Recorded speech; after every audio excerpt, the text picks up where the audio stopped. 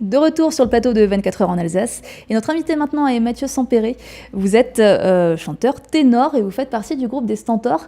Alors vous allez être présent en Alsace d'ici quelques jours pour une série de concerts de Noël exceptionnels. Avant ça, représentez-nous peut-être les Stentors, s'il vous plaît. Le groupe des Stentors est né en 2010-2011 à peu près. Donc nous étions 4 à l'époque, nous sommes passés à 3 très récemment. Nous sommes des chanteurs d'opéra qui se sommes réunis pour défendre la chanson française, pour chanter la chanson française, pour réinterpréter à notre façon la chanson française avec des voix lyriques, tout simplement. Donc on a commencé, premier album, nous avions en télé, ici en France en tout cas, avec Les Corons par exemple. Donc le deuxième album sur l'histoire de France avec Mon amant de Saint-Jean, Le chant des partisans. Et puis comme ça, nous en sommes à notre 7e album aujourd'hui, et qui s'appelle Un tour en France. Donc nous sommes à un voyage autour de France, dans les régions à nouveau, à bicyclette. On commence à bicyclette, alors hommage à Francis Lay justement. Cet album est sorti il y a quelques mois, et puis là je viens dans la région surtout pour chanter Noël, pour chanter Noël avec les Stentors, et nous avons sorti un album de Noël dernier, que nous allons chanter pour vous, en associant évidemment d'autres titres et partager avec les Alsaciens. Alors entre les chants de Noël et l'opéra, il y a deux mondes. Qu'est-ce qui vous donne envie d'aller vers ça ? Je dirais qu'entre les chants de Noël, que les chants de Noël sont le croisement entre l'opéra et la musique lyrique, la chanson lyrique et la chanson variété, parce que à Noël on peut chanter des chants entre guillemets religieux qui ont été écrits pour des chanteurs lyriques, Les Anges dans nos campagnes, Minuit chrétien qui ont été écrits pour des ténors, pour des barytons, pour des voix classiques, et puis des titres qui sont de la variété, comme Petit Papa Noël qui était chanté par un ténor, par Tino Rossi qui chantait à la fois de l'opéra et de l'opérette. Donc on est vraiment pas loin avec ces chants de Noël.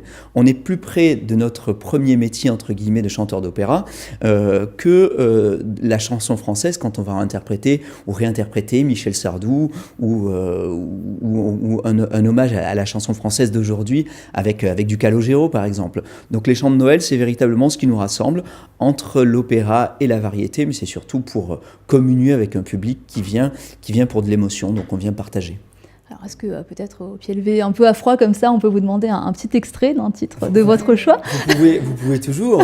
Voilà, est-ce que vous allez le faire ? C'est autre chose ? Non, évidemment. Alors, on le chante tous ensemble. On chante c'est la belle nuit de Noël, la neige étend son manteau blanc et les yeux levés vers le ciel, à genoux les petits enfants. C'est donc Petit Papa Noël. Parce qu'on va faire un quiz, tant qu'on Voilà, c'est vrai. Celle-là, on doit la reconnaître. Donc, après, vous avez en Alsace une tradition avec Stille Nacht. Nous avons Douce Nuit, nous arrivons avec Douce Nuit. On ne va pas chanter en alsacien. C'est pas prévu en tout cas, mais on a quelques semaines pour s'y mettre. Pareil. Pourquoi pas ? Là, on va chanter O Tannenbaum, par exemple, pour Mon beau sapin. Des parties, et puis des Noëls créoles. Comme tu pars dans les îles justement, à l'île Maurice. Là, on a un des Stentors, Mowgli. Donc les Stentors, c'est Mowgli qui est ténor, Vianney qui est baryton, et moi-même qui suis ténor. Et nous avons comme ça des petites pépites. Et Mowgli arrive avec des Noëls créoles. Donc nous allons chanter des Noëls créoles. Moi, je suis d'origine espagnole. On va chanter un Noël espagnol, par exemple. Et puis, il y a bien évidemment des Noëls américains. Voilà, en plus de tous nos Noëls traditionnels français. Ouais, c'était important pour vous de mettre cette fête en avant, de représenter toutes les cultures à travers Noël. Oui, bien sûr, on est tous rassemblés, alors qu'on soit religieux, croyant ou pas. Je vais dire que Noël est un moment où c'est une introspection. On peut réfléchir, on peut se poser, et puis penser paisiblement. On peut aussi aller voir son voisin, taper à la porte et lui demander s'il a besoin de quelque chose. On peut aussi aller dans un hôpital, aller aider des enfants malades qui sont dans cette période-là tout seuls. On peut faire plein de choses à Noël, et je pense que c'est le moment où on se retrouve. Et nous, chanteurs, je pense que notre vocation, c'est ça, c'est partager une émotion, un sentiment et bien sûr une énergie. Et cette énergie, c'est la vibration de la voix, tout simplement. Et donc là, nous allons chanter avec le public, chanter tous les trois, avec nos musiciens, bien évidemment, et chanter ces chants qu'on va pouvoir tous partager et chanter ensemble. À l'origine, donc vous aviez une formation classique d'opéra. C'est ça qui vous a donné envie d'aller vers de la variété ou d'autres chants, c'est ce côté partage avec le grand public ?